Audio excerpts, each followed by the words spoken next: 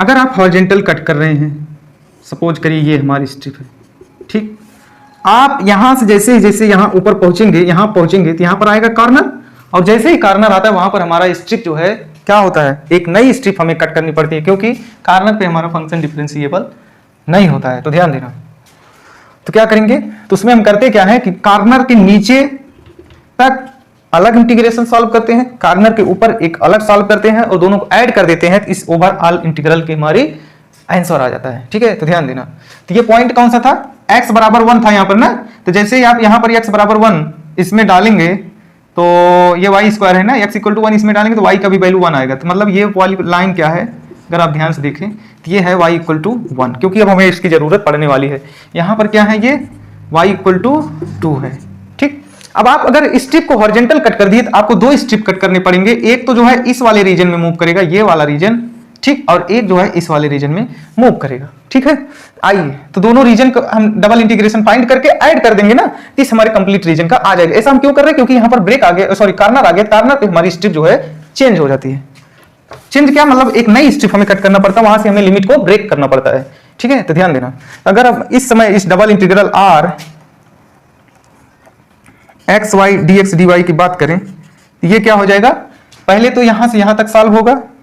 बताइए हमारी स्ट्रिप कैसी, हॉरिजॉन्टल, तो किसके रिस्पेक्ट में पहले होगा, x के रिस्पेक्ट में। तो बताइए x की लोअर लिमिट क्या है, लोअर लिमिट मतलब यहां पर x क्या है, यहां पर x हमारा क्या है, 0 है, तो x बराबर 0। यहां पर हमारा x क्या है, ये कौन सा फंक्शन है, ये फंक्शन है हमारा y equal to x square. तो x की वैल्यू अगर आप निकालेंगे तो क्या आएगा, under the root y plus minus में आएगा, लेकिन हमें कौन सा लेना है, प्लस वाला लेना है। तो यहां पर x की वैल्यू क्या है, रूट y, तो यानी ये वाला लिमिट हमारा x इक्वल टू 0 हो गया, यहां पर क्या हो गया, x equal to root y। ठीक, किसके रिस्पेक्ट में कर रहे हैं, x के रिस्पेक्ट में कर रहे हैं, तो x के अलावा y को हम क्या करेंगे, बाहर फेंक देंगे। ठीक, y गया बाहर, dy यहां पर हो गया y, और y की लिमिट क्या है यहां से यहां तक, क्योंकि स्ट्रिप यहां से लेकर यहां तक मूव करने वाली है, तो y यहां पर 0 है, यहां पर क्या है 1 है, तो y इक्वल टू 0 से 1। अब हमें इस कंप्लीट इंटीग्रल को सॉल्व करना है, तो क्या करेंगे, इसके बाद लिमिट को ब्रेक कर दिए हैं, प्लस।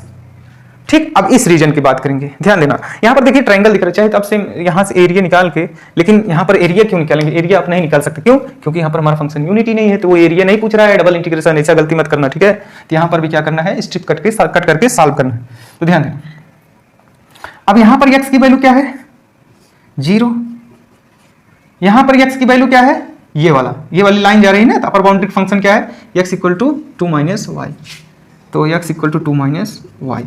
ठीक, ये हमारा डबल इंटीग्रल हो गया। अब आप x के रिस्पेक्ट में कर रहे हैं, क्यों, क्योंकि हॉरिजॉन्टल है भाई, तो x को अंदर रखिए, बाकी सबको बाहर भेज दीजिए, y बाहर।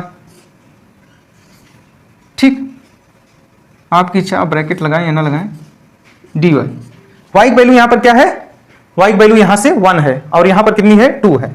जब आप इसको नीचे से ऊपर मूव करेंगे तो यहां से y की वैल्यू 1 है, यहां पर क्या है, 2 है, तो y इक्वल टू 1 से 2। अब जब आप इन दोनों इंटीग्रेशन को सॉल्व करके ऐड करेंगे तो ये रिजल्ट आएगा यार।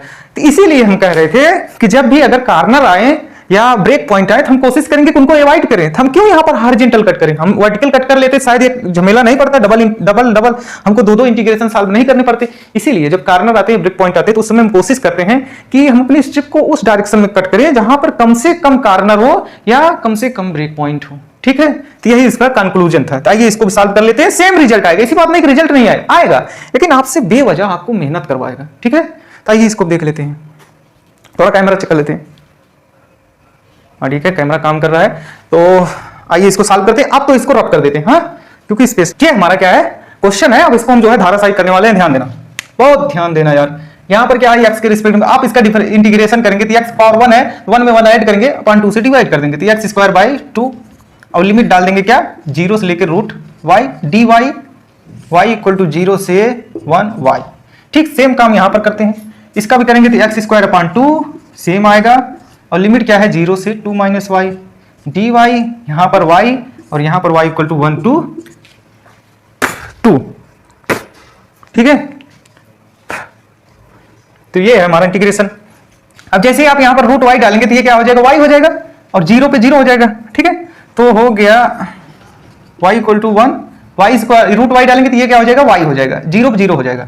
ठीक है, तो y यहाँ पर है, ये y square by 2 dy plus यहाँ पर भी आप यहाँ पर क्या डालेंगे, y इक्वल टू 1 टू 2, यहाँ पर डालेंगे 2 माइनस वाई का होल स्क्वायर हो जाएगा, मतलब आएगा 2 को अगर हम बाहर ले लें, इस 1/2 को बाहर भेज देते तो यहाँ क्या हो जाएगा 2 माइनस वाई का होल स्क्वायर। आप उसको ओपन करेंगे तो क्या हो जाएगा a माइनस बी का होल स्क्वायर, फार्मूला तो आपको पता ही होगा ना। तो 4 plus Y square minus 4y, ठीक, ये हो गया। और बाहर से मल्टीप्लाई क्या है y, यहाँ पर dy, ठीक। यहाँ पर देखिए इंटीग्रेशन बहुत ही आसान हो गया। अब पावर 2 है, 1/2 को बाहर रखिए, पावर 2 है, एक ऐड होगा और उसी से डिवाइड हो जाएगा, तो 3y³ 3, इसकी लिमिट क्या है 0 से 1। ये तो बहुत आसान निकला यार।